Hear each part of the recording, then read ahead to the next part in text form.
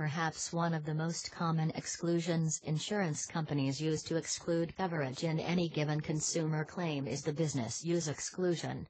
According to most personal auto insurance policies, an accident or loss in the process of business use is excluded. The rationale behind this exclusion is that if a consumer is using a vehicle for business purposes, the risk of being in an accident is higher than if you are simply using the vehicle to go to work. Insurance carriers argue that they would have charged a higher premium, and therefore, the risk is outside of what was initially contemplated by the insurance underwriter and/or agent when the policy was sold. The view is that if you have a family vehicle, you would drive to work in a normal 8 to 5 or 9 to 5 job.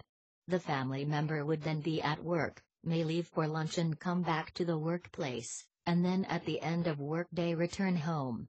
There is, of course, the normal weekend use. A business vehicle is usually on the road significantly more often than a family vehicle. Insurance carriers look at the average a family vehicle is used and often compare it to the average vehicle used in business. According to them, this time factor increases their risk. The real issue for consumers is to show that the vehicle was being driven for private use while an accident occurred. Even if the vehicle is normally used for business purposes, if the insured can show that at the time of collision, the vehicle was being used for private purposes, then the claim may be covered.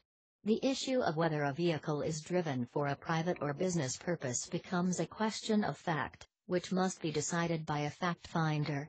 Many factors will come into play to persuade the finder of fact whether business use exists by a preponderance of the evidence. This is an important requirement that typically the insurance company must show so they can properly deny coverage. For most consumers, the fact that they are employees will likely eliminate any doubt as to whether they are engaging in business use. However, this exclusion becomes more prevalent if the insured is self-employed or has some sort of sole proprietorship or business structure. This mere fact may become a big headache when asking for coverage of a claim.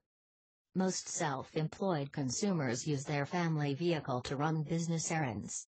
Courts have differed on what facts will establish use. They have, however, stated that a vehicle may be driven for one purpose on one trip, and then be driven for another purpose the next trip. All facts and circumstances must be looked at to determine the purpose of each trip. To complicate matters, courts have held that a vehicle you take to an event may be a business purpose if you are supposed to be representing a business. Courts have also held that whether there is a payment of salary or wages, or the trip is free is not dispositive of whether the trip is for a business purpose. Adjusters are trained to look for certain evidence to document business use. They look for lettering on vehicles. If a vehicle has a logo or a graphic, it may be considered evidence documenting the business use. This tends to be a problem for self-employed parties who have a sign advertising their business. If you have a business or you are self-employed, it is a good idea to talk to your insurance agent about business use, and about what you can and cannot do. If you do not, you may end up with an exclusion of coverage problem. Hector Quiroga is a Spokane lawyer with interest in personal injury, contracts litigation, and bankruptcy filings. Hector enjoys learning and writing about the law, Columbia, Spokane, the Internet, and photography. Many of his articles are aimed to help consumer protect their interest and defend their rights. They are also aimed to help consumer make educated decisions regarding products and how to solve disputes with retailers and sellers. Share this video and subscribe for more interesting auto insurance tips.